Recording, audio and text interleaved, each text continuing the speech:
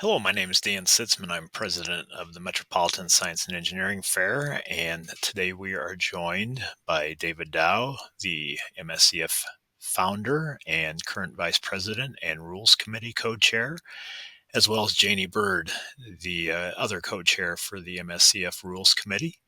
So we want to spend today to go over some of the rules and paperwork that is involved with supporting students with MSEF.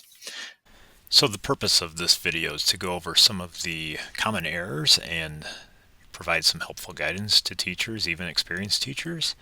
So we will go over using the ISEF Rules Wizard that is available online to help determine which forms are needed.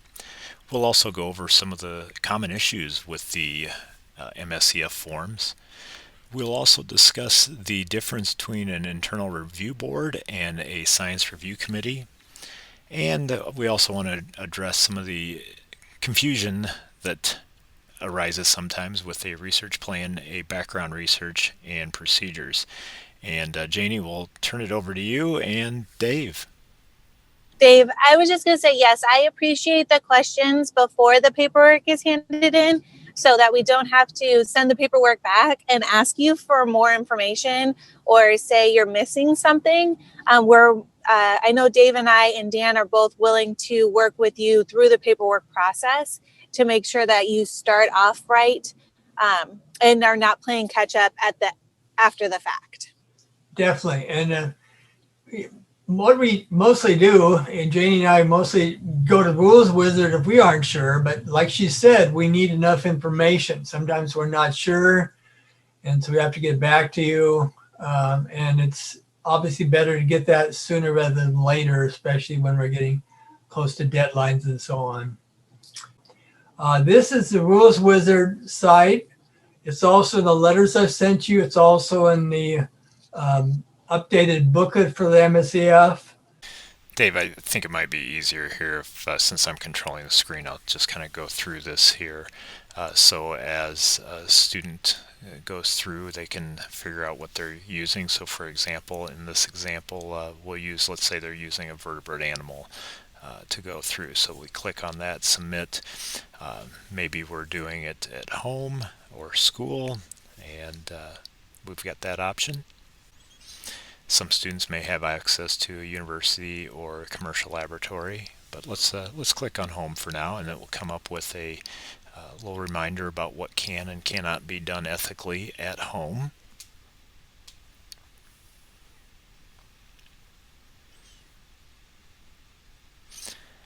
Then we click on OK, and we go to the next page, and pretty much all of these questions are self-explanatory. As you go through, you can answer those as need be.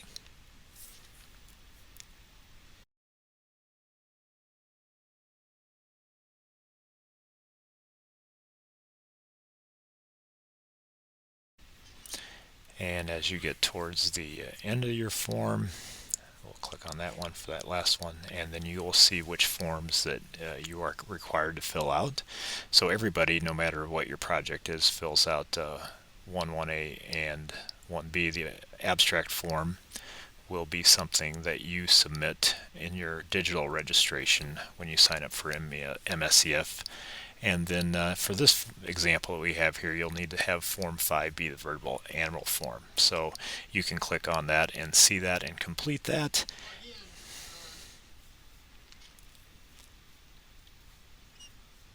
And let's go back to you, Dave. Some of the major problems are we don't have the forms we need, including sometimes the ones that are required for everybody, 1A, 1B, research plan, abstract, all those things we need from every single entrant. Some teachers, nobody here, but some teachers have turned in forms that are blank. Okay, I need a Form 1B or whatever, and they have a Form 1B and it's blank and it's not signed. And you have to actually read, especially get to some of the, like Form 4 and so on. There's different parts to it, and you need to fill out not just the top sometimes, but you need to fill out other parts of it. Maybe an IRB is required, or maybe even an SRC. So we need that filled out. Otherwise, we have to get back to you, and that's generally after entry date, and that gets rushed and just easier to get done earlier. Yes. And as a teacher shortcut, you can pre-fill those in before you distribute those to the students as a little time saver for the teacher. All right, the next thing we want to get into is coming back to the IRB and how that sets up and how you can keep your building leadership informed, as well as to include them in some of the research that students are doing. So some people think they have to have some practicing physician or something like that. It can just be your school nurse for that, and the school principal isn't there for some reason, then you could maybe have the assistant principal or someone else. We aren't really doing, as long as it's signed by reasonable people, we're fine. I think the big thing, especially in our district, that we came across this a number of years ago, is that if you've got students that are doing surveys or Oh, yeah. maybe testing students in the classroom, that the principal is at least aware that this is going on, so that you don't have a parent that comes back and it's like, well, my kid was part of an experiment that they were surveyed on something and I was not comfortable with the questions, or they were not comfortable with the questions. Yeah.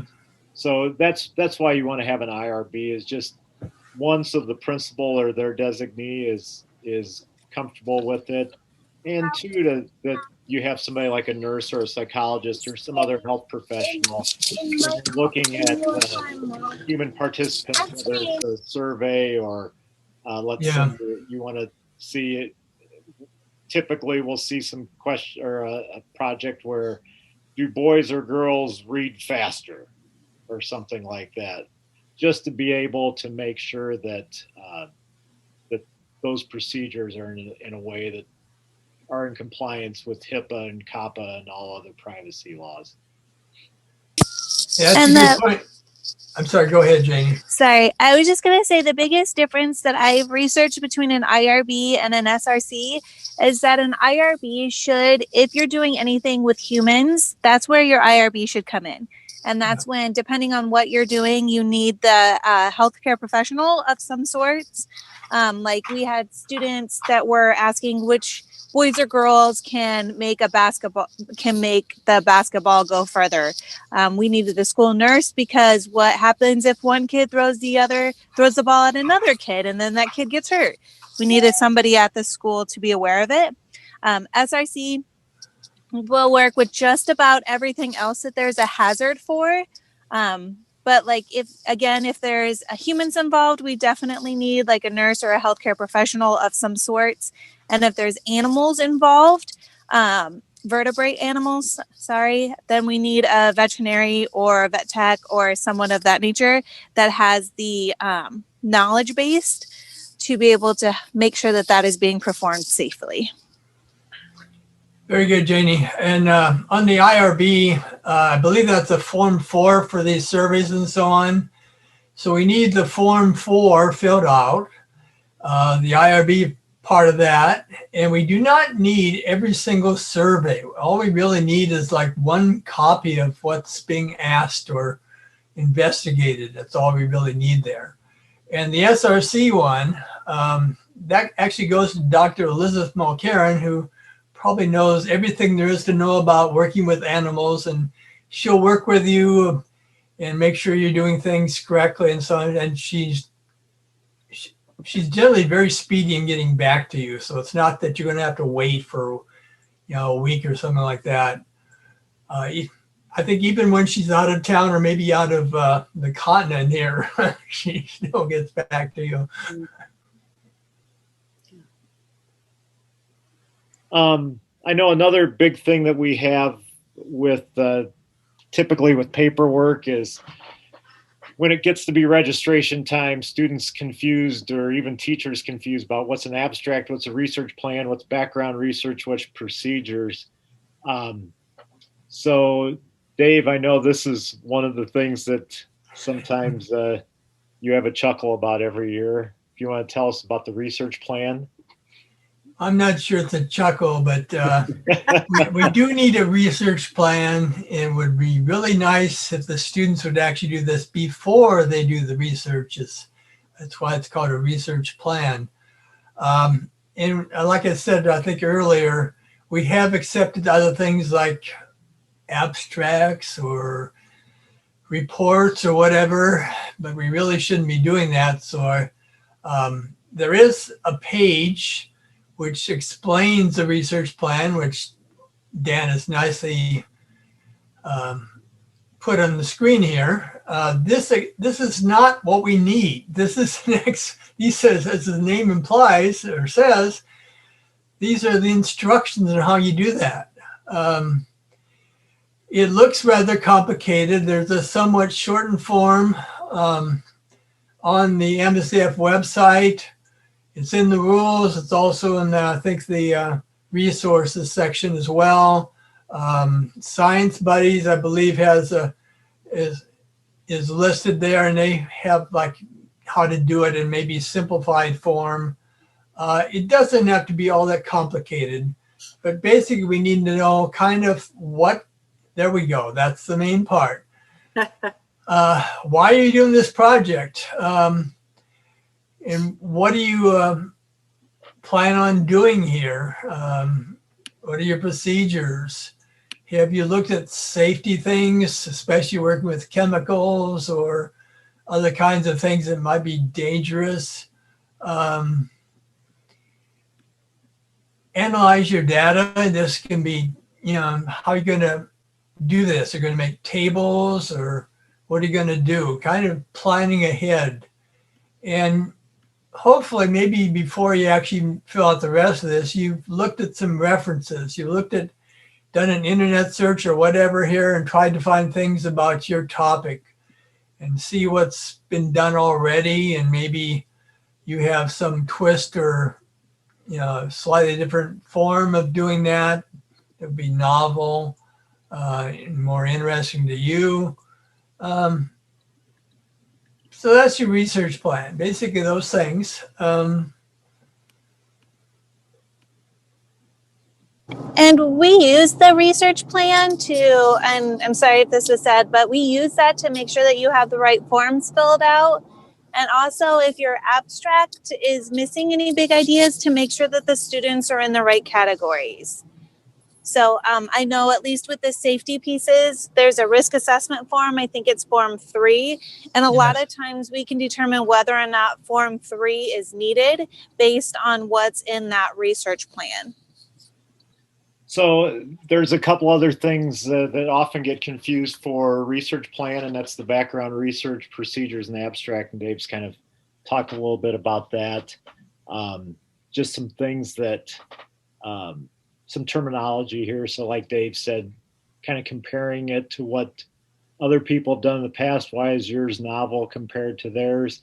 That would be in your background research. That might be something you do in a library. It might be something that you do on the internet. But that might be something that we would also call in your bibliography. So that would also be in your report. It might be on your display board. So that's what that background research is, a little different than the research plan. Procedures, like Dave said, those are the steps that you plan to take or the steps that you do take that you put in your report and on your display. And then that abstract is that summary of your project. You write it in a prose. Sometimes we'll see it in a bullet form, but it's probably best just to have students just write it in conversational language, limit it to 250 words, and then that is something that gets pasted in to the registration that's due on January 26th. There are some forms on the ISEF Rules Wizard for that, but we don't need the paper copy. We just put it in the database, and that's how we share that with the judges. Yes, please do not use the ISEF abstract form because it's really different than ours, and it's strictly for International Science and Engineering Fair participants. It's not for us. So it has the same ideas basically, but don't use that form. And this is also used or will be used by judges. They often look at the research plan and the abstract before maybe they look at the project itself to get some idea of what they're going to be judging. And Dave, you bring up a good thing too about a few differences with ISEF. One of the things I do want to highlight, because we do follow the ISEF rules almost to the T, and that is because Nebraska Junior Academy of Sciences follows those rules, mostly because it's like basketball. It brings some consistency around the world to the game that you're playing. But there are a few little nuances depending on the level and the league that you're in. And with NJAS, because they only allow individuals or teams of two, you will see on the ISEF forms that there's room for a third person to be part of that team. But we cannot accept them for prizes because being affiliated with Nebraska Junior Academy of Science, we can only advance teams of two or individual projects. So that's probably the one big difference that you'll see between our fair's rules and what you see for ISEF. We're going to go ahead and wrap up this video then right now. And if you have any questions, like Dave and Janie said earlier, please let us know. You can send an email to dave@dowchemistry@gmail.com, or you can send one to mscfomaha@gmail.com. And just want to remind you of the dates that we have coming up here. All these digital registrations, including the abstract, will be due on January 27th. I think we may have had the wrong date on an earlier slide there, so sorry about that. Fair check-in will be March 2nd at the zoo in the late afternoon, early evening. And then we will have in-person judging. We're excited to be back in person for judging on March 3rd. That is a Thursday. And then we will have a award ceremony. So I want to thank everybody for watching this video. And once again, if you have any questions, please contact Dave, Janie, or MSCF in general with those questions. And we look forward to having you and your students at the fair in 2022. Thank you.